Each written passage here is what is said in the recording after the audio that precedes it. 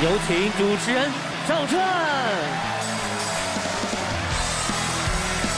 欢迎电视机前的观众朋友走进天津卫视的大型情感节目《爱情保卫战》，看看今天请来的几位情感老师是谁？他们是周小鹏周老师，欢迎周老师；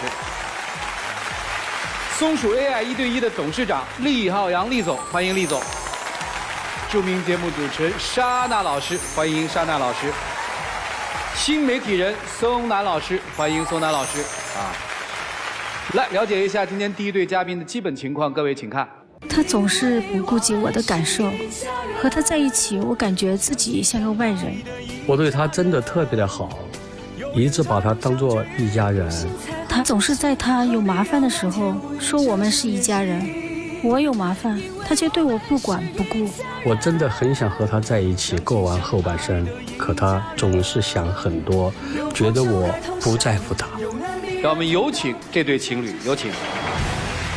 杨先生55岁，来自重庆，婚庆；景女士51岁，来自重庆，婚庆。有请景女士，有请。欢迎两位啊！主持人好。好，职业都写的从事是婚庆职业是吧？啊，对对对。是一家店里的，还是两家店的？是同行还是同事啊？这个我们是这样的，我们也是同事，他是。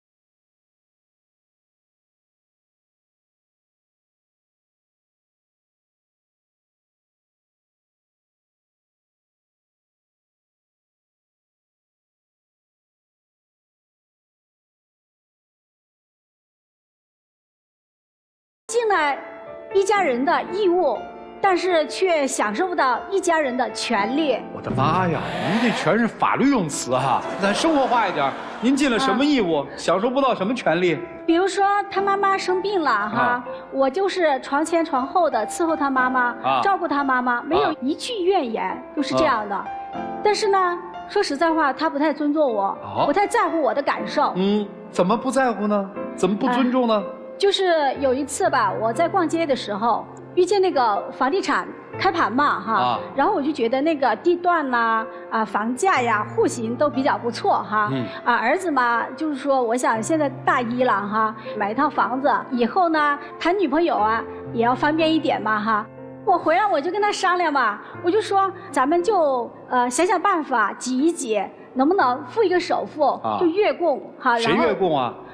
我们一起月供嘛，就是这样的。然后他一下就给我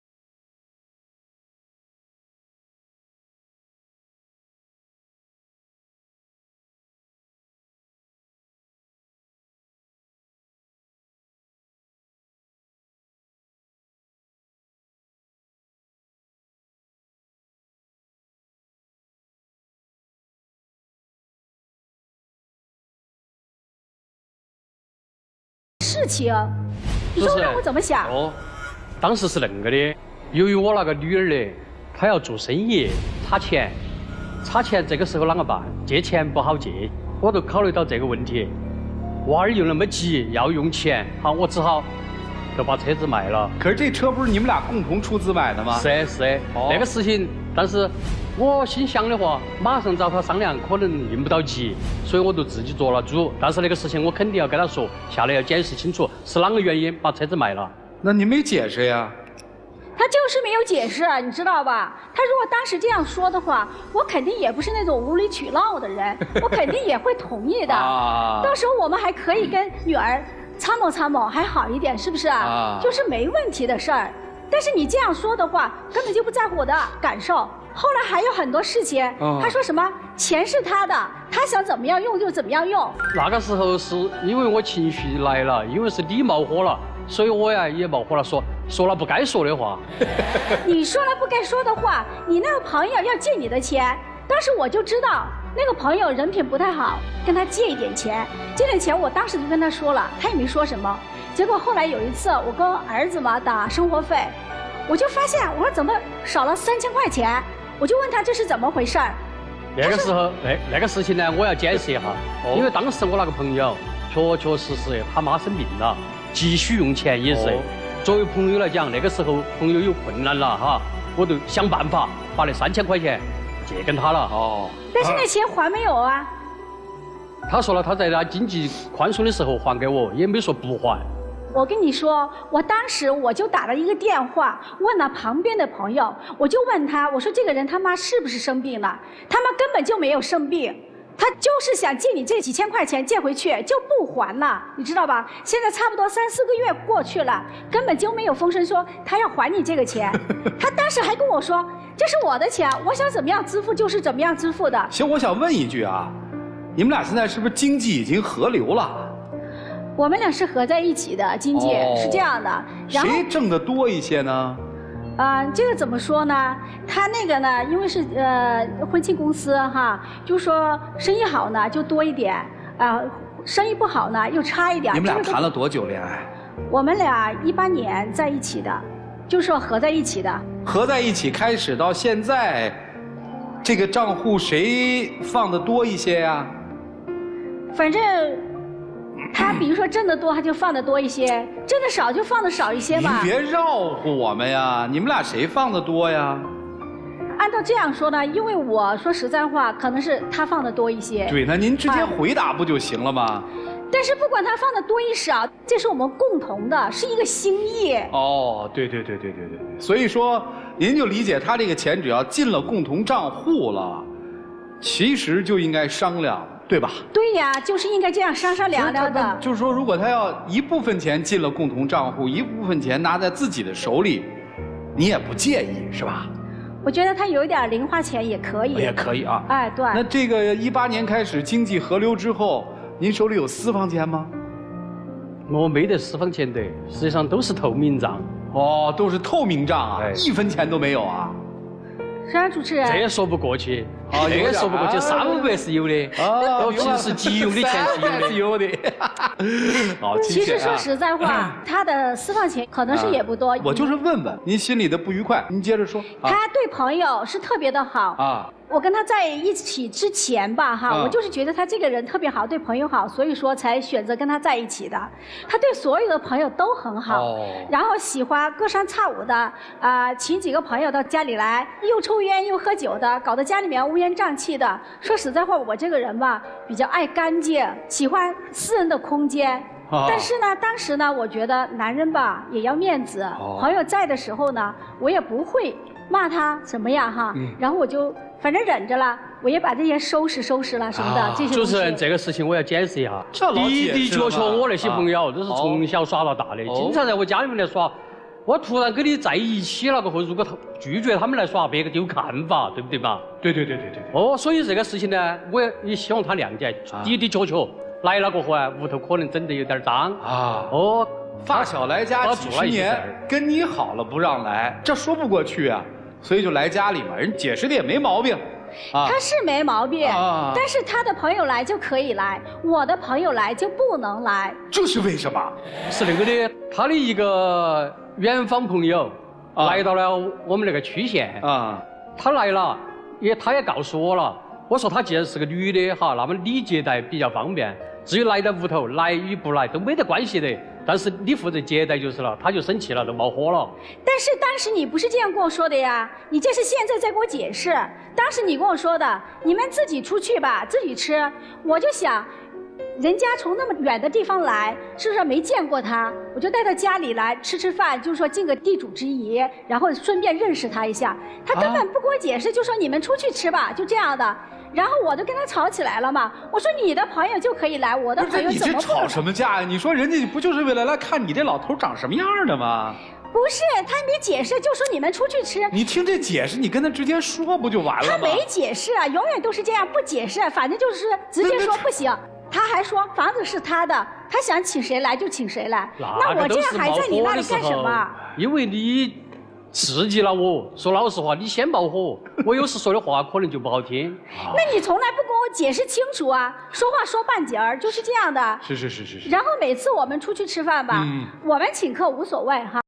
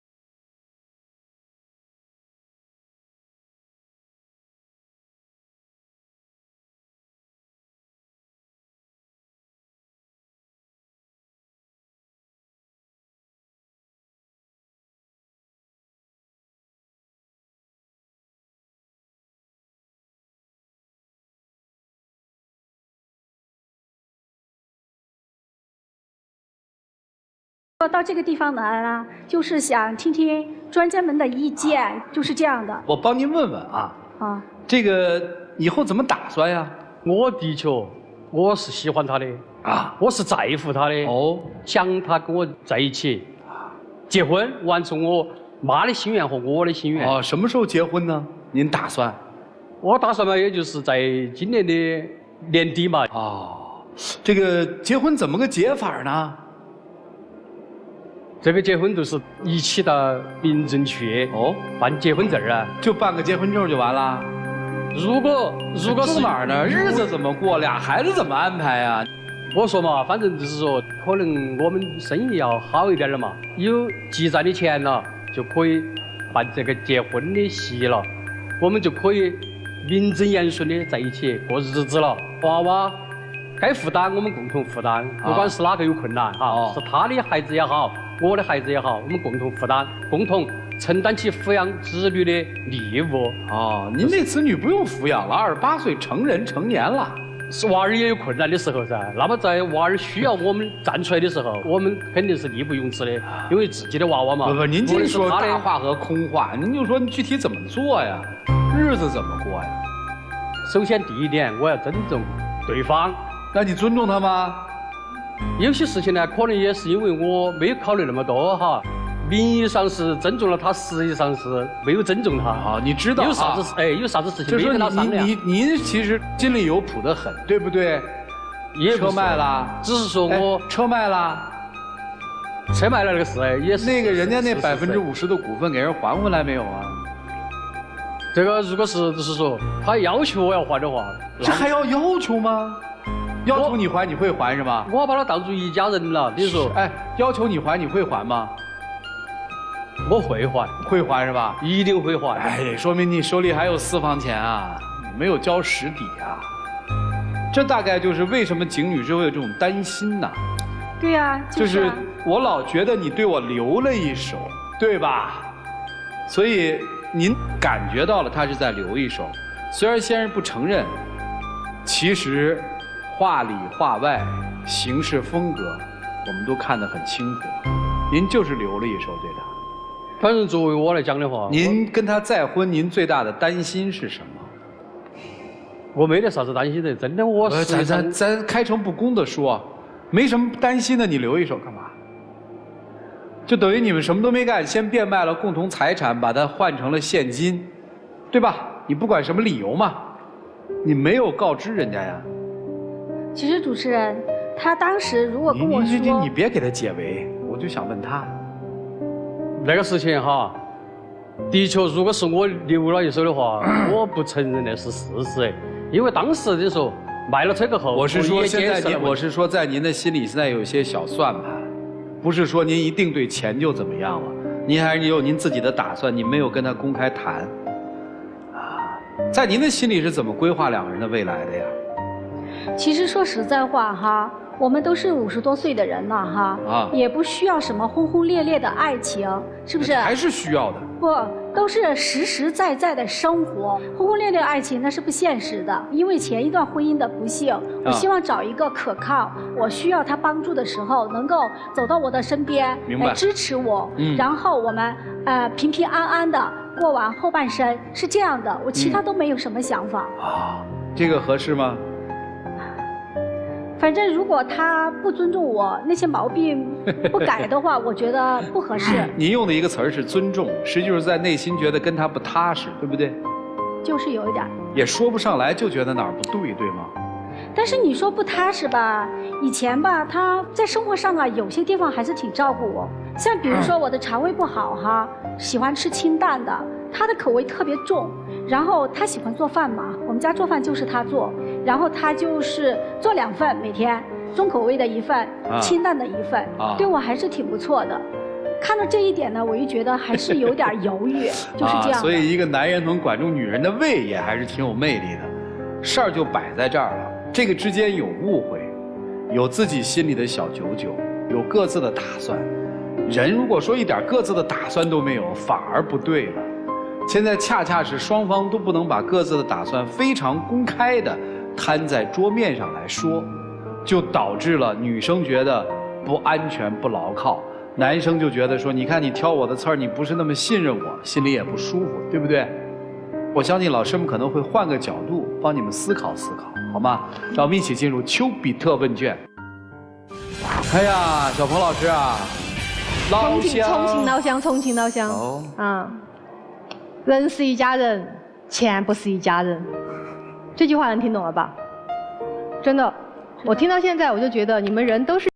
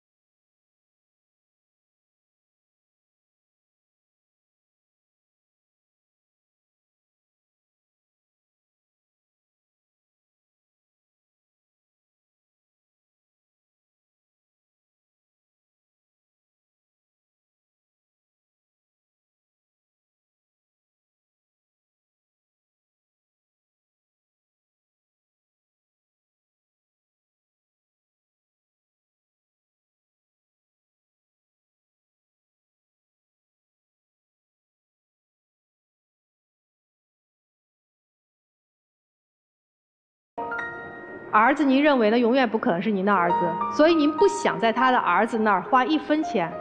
那其实对于女士来讲，女方一直希望有个人能够跟我共同养我的儿子。我一个女人带儿子不容易，现在儿子还有大学，未来还要谈恋爱，所以你也在算着。所以我觉得人到中年，我们不妨谈明白点儿。你俩既然想重新组合，就从钱开始谈。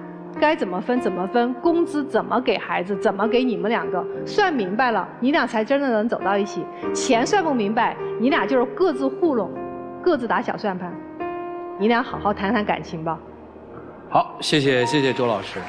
来，厉总，杨先生，你在跟他在一块儿的时候，我总觉得那种生分感还是有点强。你觉得你对他还有哪一丁点的不满意，或者说他改正了以后，你会觉得哇，这个老婆就是完美了？我觉得的话哈，他不要太那个斤斤计较了。请人吃顿饭也不是很不得了的事情。300-200块钱干嘛？我觉得哈，只要他能够理解我，我都能接受他。所以就是这一点是吧？你有没有想，其实你在跟他的一个过程中，你激发了他的这种斤斤计较？你经常说啊，一会儿保险是朋友的原因，对吧？或者一会儿卖车又是其他的原因，没在自己家里吃饭又是一个原因。当你找这些原因的时候，你有没有想，就是你每次胳膊肘拐的时候都往你这边拐？如果你每次胳膊肘拐的时候都往外拐，你觉得他会斤斤计较吗？如果你买这个保险，全部受益人都是他和他孩子，然后你做的所有的事都是对他那边比对自己的还要好，你觉得他还会斤斤计较吗？不会，对吗？你自己都会这样说，是不是？我自己因为有一点境遇，对吧？跟你们像，我在想，如果我要是再找，当然我其实也不打算再找，但是真的是，如果要有一个的话，那我觉得他要有孩子，我一定要对他的孩子比对我的孩子还要好。我觉得这个时候两个人才能过到一块儿。而我有一个特别好的兄弟，他就是二婚，他后来这个老婆对他儿子真的是好到比亲爹亲妈能做的还要好很多。到了这个时候，其实你想，你们这种感情才到了更高的一个境界，是不是？而你是一个男人，你本身挣的又多，你不要跟他斤斤计较，对不对？只要你自己做好准备，去全心付出了，不管是金钱上的付出，还是说对孩子的感情上的付出，我相信你们一定能够过得完完美美。当然在这个时候啊，女方其实你真的去想太多的这种计较，反而会让男方呢会提防，你理解吗？所以呢，当你让他放下所有的戒心，你可以无所谓和坦荡的时候，没那么看重金钱的时候，我觉得你们才能活出不一样的感觉，好吗？好，谢谢李总。沙大老师啊，半路夫妻，我认为最重要的就俩字儿：真诚。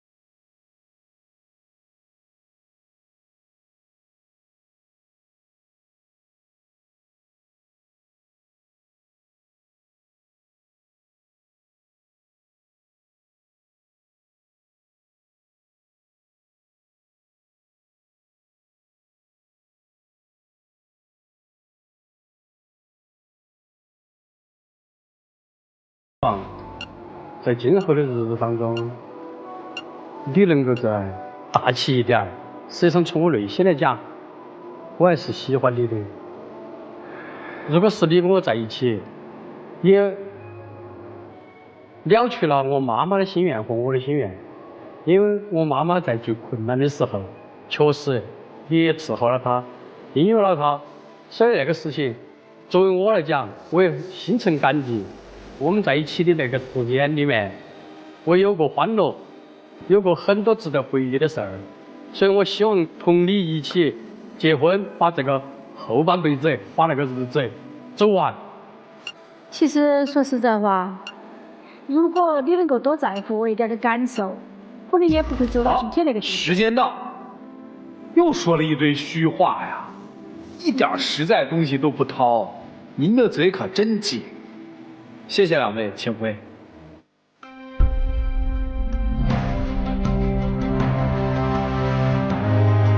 来，请关门。好了，电视机前的观众朋友，欢迎下载金悦 APP 和万事达手机客户端，进入到天津卫视的直播聊天室，边看边聊。直播过后，也可以通过金悦 APP、天津 IPTV 网络电视、万事达手机客户端收看本期的节目内。来吧，看，选择，请开门。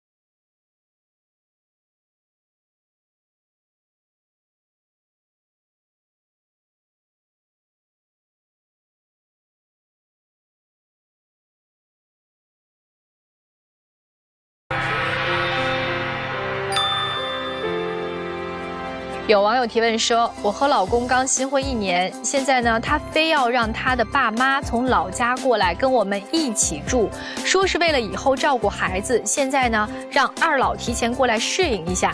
可是我们的房子太小了，2个老人都来会不太方便。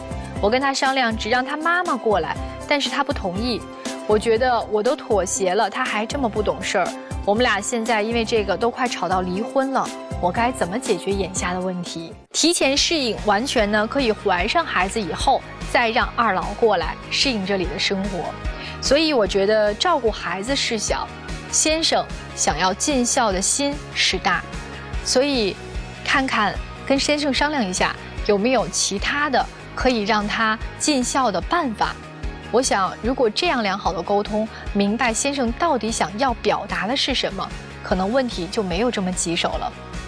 祝你幸福吧，谢谢。再一次的感谢4位老师跟我们做的非常精彩的人生分享，谢谢4位啊！还要感谢电视机前观众朋友的陪伴和收看，我们下期节目再见，谢谢大家。